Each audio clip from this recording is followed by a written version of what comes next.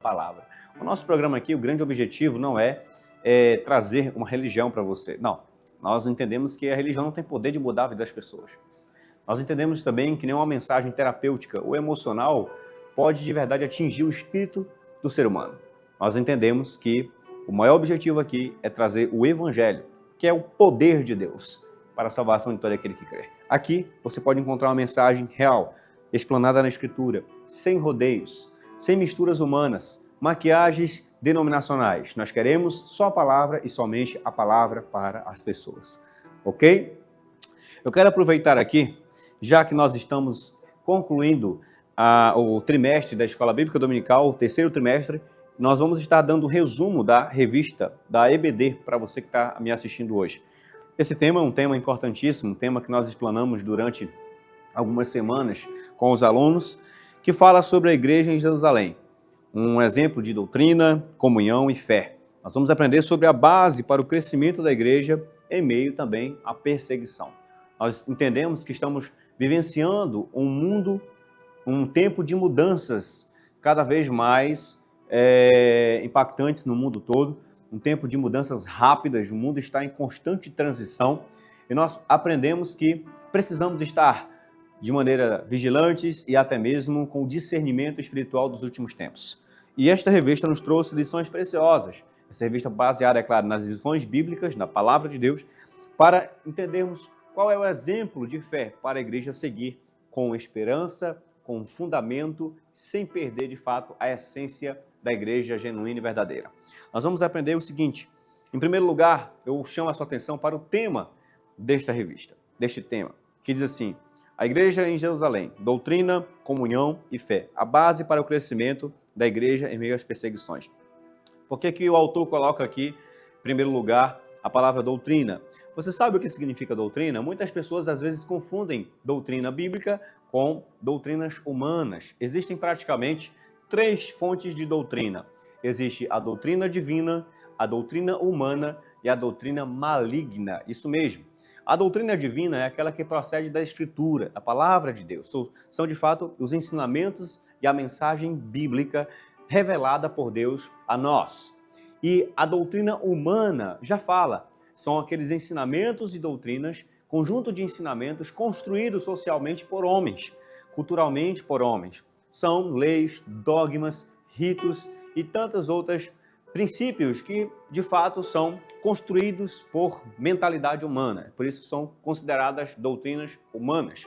E existem também doutrinas malignas, que, de fato, são conhecidas como doutrinas de demônios. Os espíritos malignos são capazes de ensinar, são capazes de instruir, são capazes de desenvolver doutrinas e trazê-las para os homens. Por exemplo, você pode, é claro, observar a passagem da Bíblia onde Jesus foi ao deserto ser tentado e ali o diabo o tentou, tentando distorcer a própria Bíblia, a palavra daquela época, a palavra de Deus, é claro, que é a palavra de Deus atemporal, para enganar Jesus e tentar Jesus. Mas você observe que o diabo distorce a palavra para poder enganar as pessoas.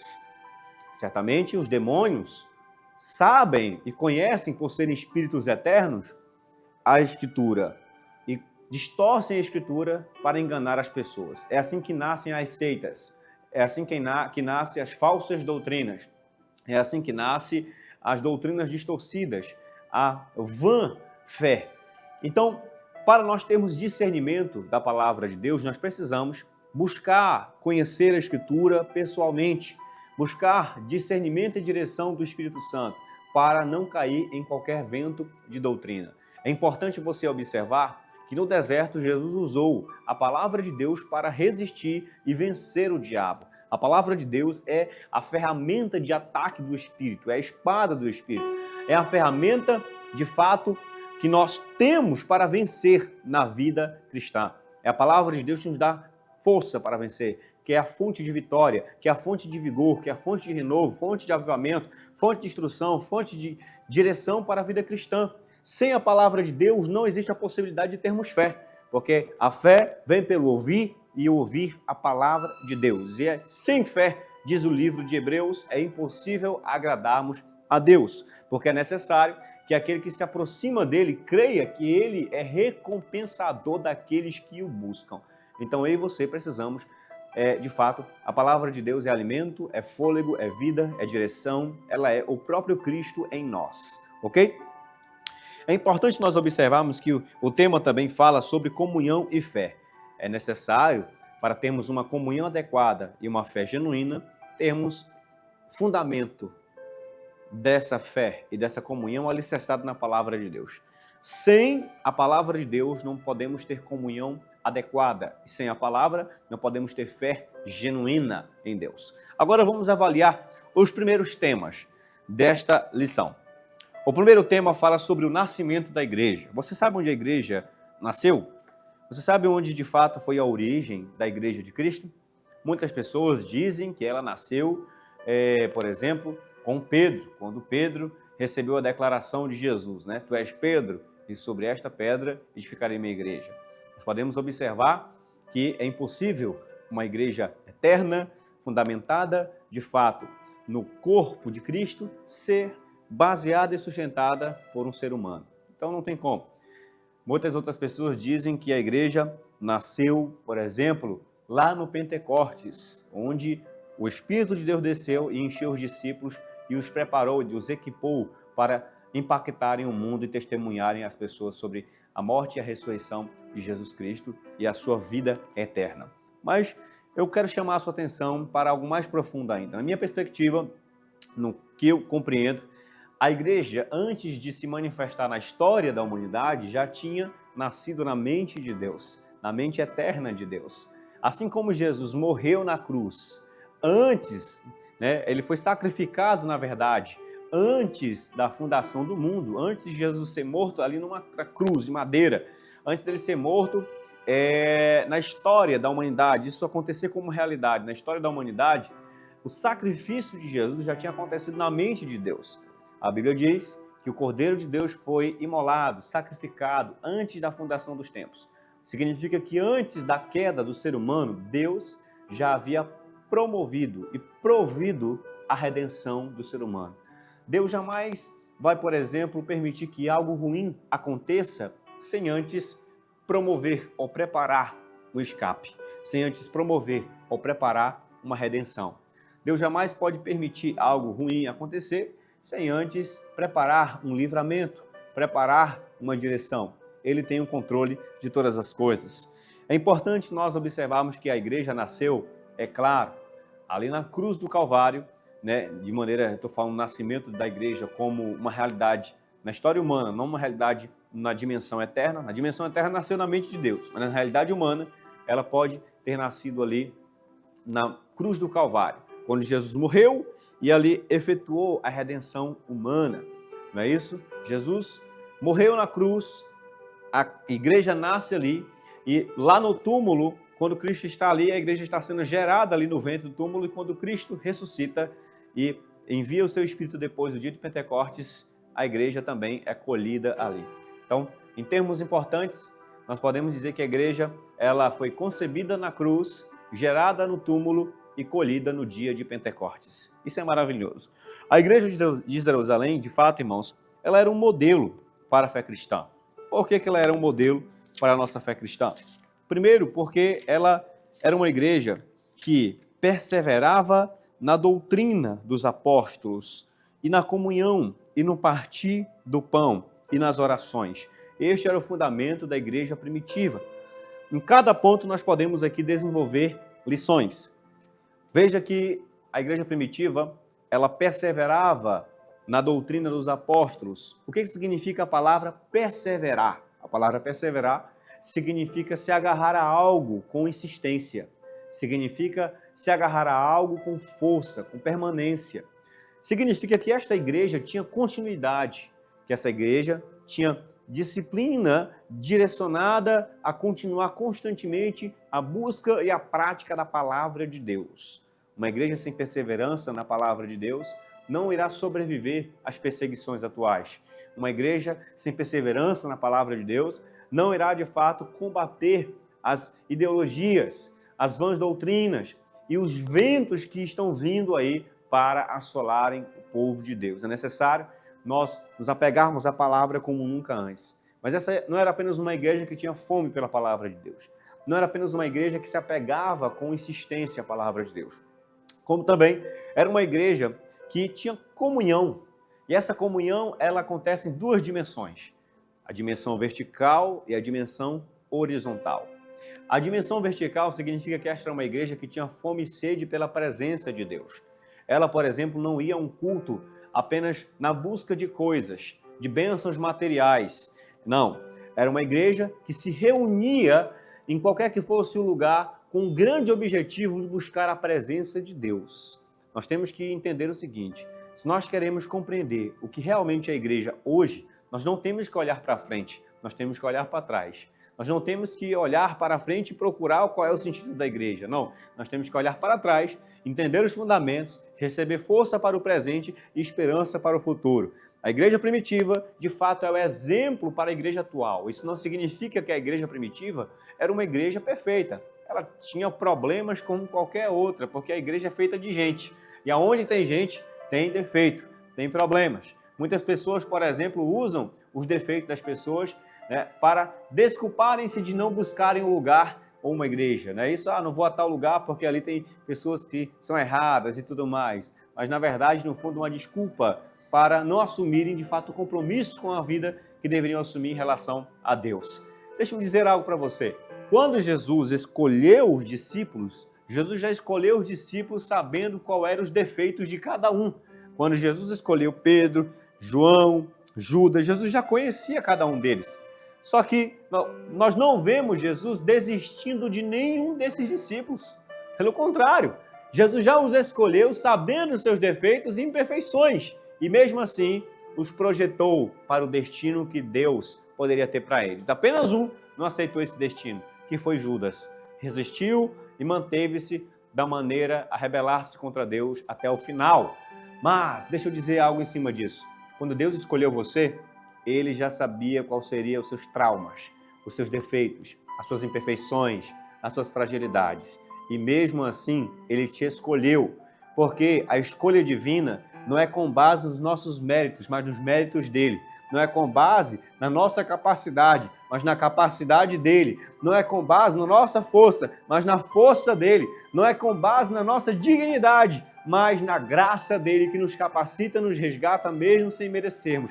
E nos prepara para vivenciarmos as grandezas de Deus sobre nós. Então você foi escolhido não porque você merece, mas porque Deus amou você naquela cruz, mesmo sem você merecer. É isso que é a graça de Deus. É isso que é o amor divino. O amor de Deus é diferente do amor dos seres humanos.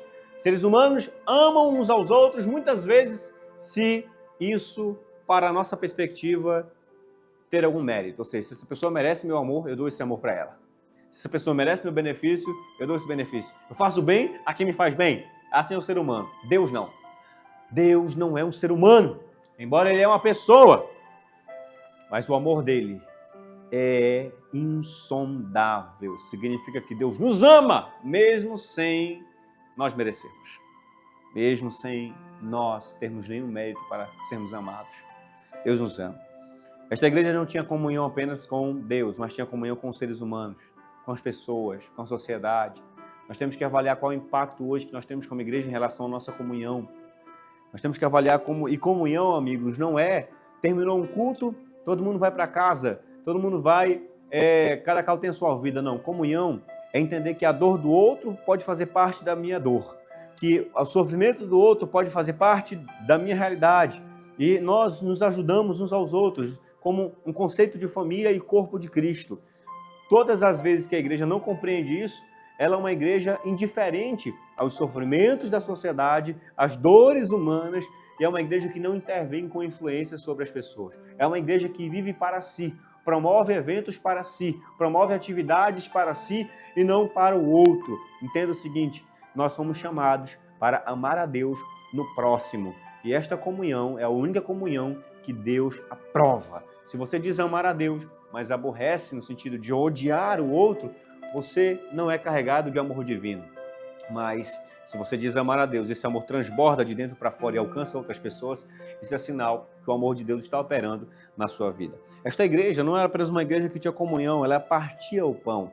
ela era uma igreja que dividia as suas necessidades uns com os outros. Nós precisamos observar se estamos vivenciando isso hoje de verdade e devemos ter cuidado com uma questão. Sabe qual é?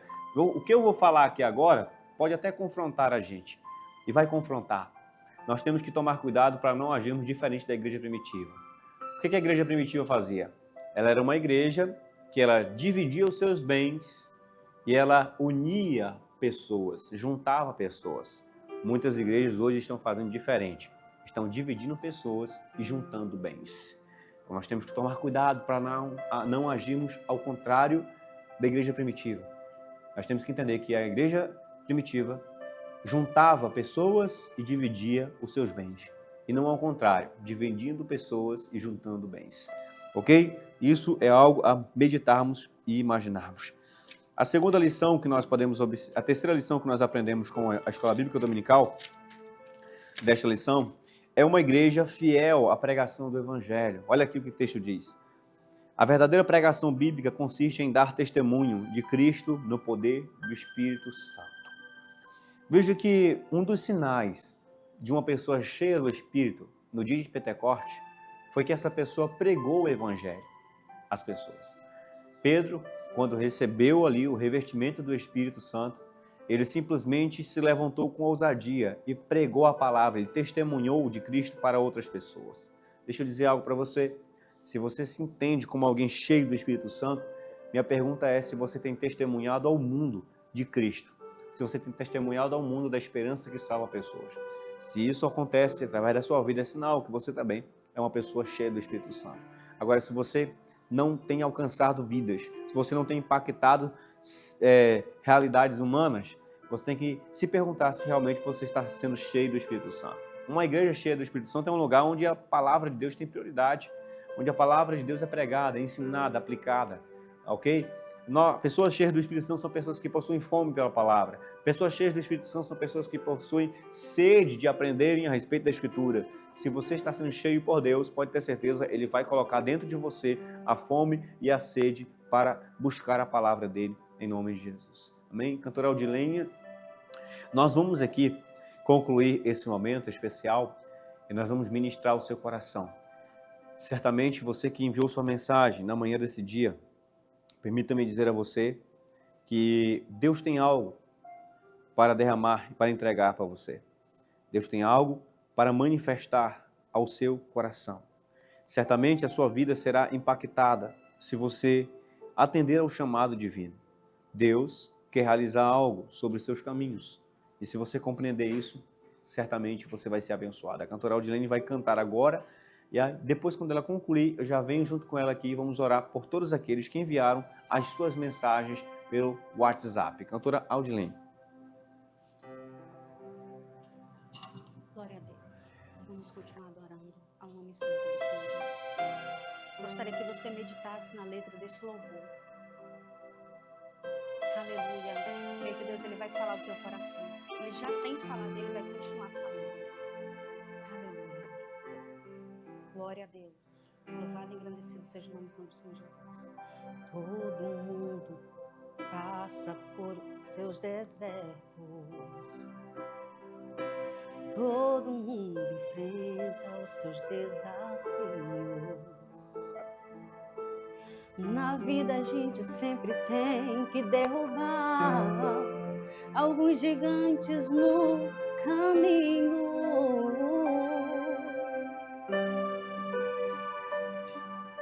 E através da voz do Santo Espírito,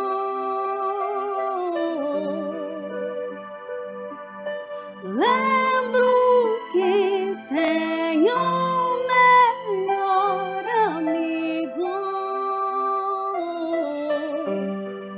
Não me deixa fraquejar, Ele não deixa você desanimar. E Ele vai te sustentar.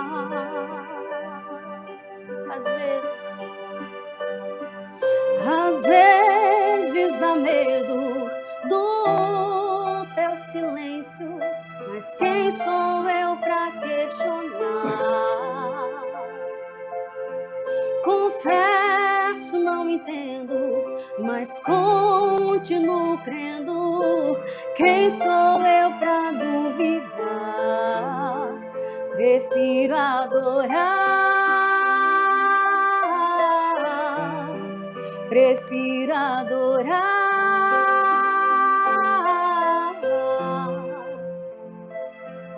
E através da voz do Santo Espírito,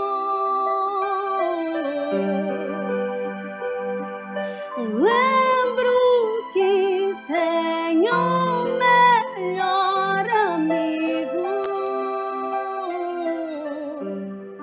que não vai me rejeitar, que não vai me abandonar. Eu prefiro adorar. Ele não vai, que não vai te abandonar, nem te deixa fraquejar.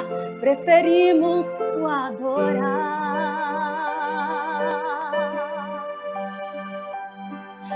Às vezes dá medo do teu silêncio, mas quem sou eu para questionar? Confesso, não entendo, mas continuo crendo. Quem sou eu para duvidar? Prefiro adorar,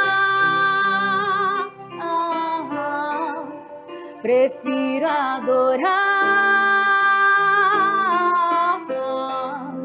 prefiro adorar. Prefiro adorar. E sabe algo? Meditando na letra desse louvor, eu começo a observar Jó. Jó, o Senhor permitiu que o inimigo destruísse tudo, tocasse na sua saúde, e lhe restou a sua esposa para estar ali ao seu lado. Jó passou por momentos tão difíceis, dolorosos da sua vida, de perder seus filhos, seus bens. Era um homem reconhecido, era um homem que se assentava às praças, ensinava, era um homem que todos olhavam e admiravam. Mas o Senhor permitiu que ele passasse por uma provação na sua vida. Em meio a essa provação, Jó, ele decidiu no seu coração de não murmurar, de não questionar, de não querer entender. Ele simplesmente decidiu adorar ao Senhor. E nós que entendemos e conhecemos a palavra, sabemos que restou para Jó apenas um caco. E sabe o que mais me chama a atenção? É que os seus amigos foram ali, entenderam no começo o processo, se assentaram ao lado de Jó, ficaram 7 dias e 7 noites ali. Mas a partir deste momento eles começaram a questionar, começaram a julgar, dizer que Jó estava em pecado. Sabe por quê, queridos? Existem processos nas nossas vidas que somos só nós e Deus. O teu esposo não vai entender, a tua esposa não vai entender, os teus amigos não vão entender os processos que Deus te permite passar, os desertos que você atravessa, as percas que você no decorrer do caminho enfrenta, que você perde. Mas da mesma maneira como Deus fez sobre a vida de Jó, por uma escolha de ser fiel ao Senhor até o fim, mesmo a sua esposa indo ali falando palavras duras, para que Jó abandonasse Deus e morresse, Jó continuou sendo fiel. Jó permaneceu com a sua fidelidade. Ele escolheu adorar, ele não questionou.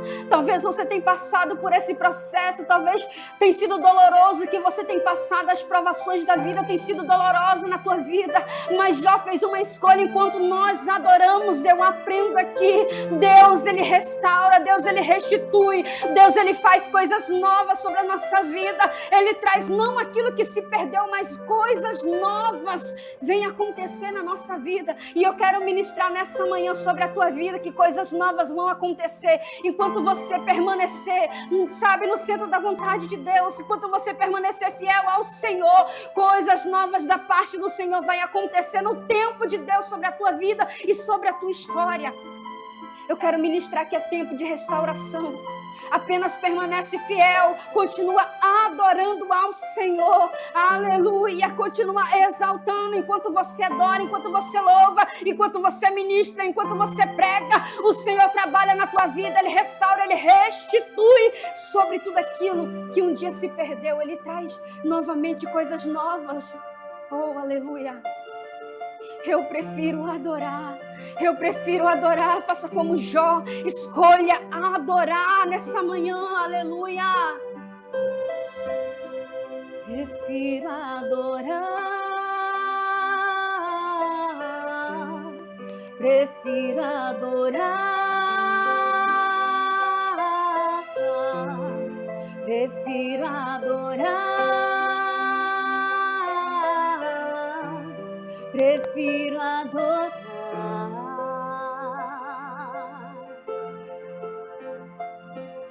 Às vezes dá medo do teu silêncio, mas quem sou eu para questionar? Confesso, não entendo, mas continuo crendo. Quem sou eu para duvidar? Prefiro adorar, prefiro adorar. E a canção que eu vou cantar, que eu quero declarar, que Ele é santo, para sempre santo, e é por isso que eu canto, que Ele é santo, para sempre santo,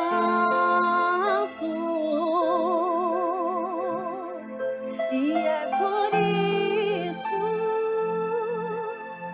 Você que está me assistindo agora, nesse momento, nós vamos orar por todos aqueles que enviaram suas mensagens para nós. E muito obrigado a você que está conosco pelo WhatsApp. Deus abençoe, viu? Um abraço especial vai para o pessoal de Concórdia, não é isso? Deus abençoe o pessoal de Concórdia do Pará, que está conectado com a gente. Um abraço vai a Raquel, um abraço ao Fábio Júnior, Deus abençoe a Rosa, ao José Bento, a Genice, Deus abençoe, ao João Pablo, Deus abençoe, ao Davi, lá de Palmares, ao Tairone também um abraço vai ao Iranildo, à Alice, ao Romário, um abraço também ao Osvaldo. Quem mais aqui pelo nosso WhatsApp? Deixa eu ver. Um abraço ao Josué, a Manuele. Vai um abraço especial também para o Ruberval, a Raíssa, o Ailton, Deus abençoe.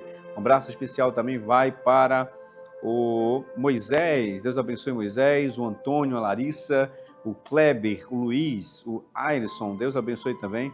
Vai um abraço especial para a Leia, para a Maria, para a Carmen, Deus abençoe. Um abraço também para o Joselino, para o Fernando, para o Célio, para a Jéssica. Mais abraço especial vamos mandar aqui para Fábio Júnior, Ricardo, Dirley, ao Francisco, a Mari. Quem mais aqui pelo nosso WhatsApp? Um abraço vai para a Suelen, para a Matilde, a Daniele, Deus abençoe. Quem mais conosco pelo WhatsApp? Vai abraço especial para a Edivânia, a Regiane, a Kaila, deixa eu ver aqui o nome,